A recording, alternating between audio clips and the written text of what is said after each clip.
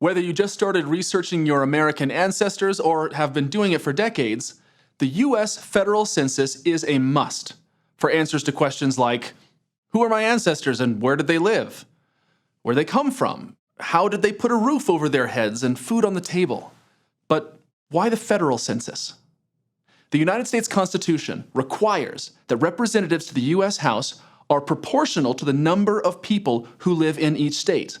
And Article 1, Section 2 says that the number of representatives be based on a national census conducted every 10 years. I know what you're thinking. What does that have to do with building your family tree? The government, to keep track of who they were counting, started collecting names. And then they started adding more info. Ages, birthplaces, occupations. The more they added over the years, the bigger the payoff was for family historians. Now, granted, the early census records aren't the treasure trove of information that the 1940s census is, but when building your family tree, you take what you can get. The Constitution was ratified in 1787, and the first census was taken in 1790.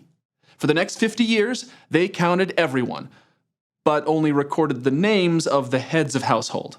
Everyone else was a tick mark on a line.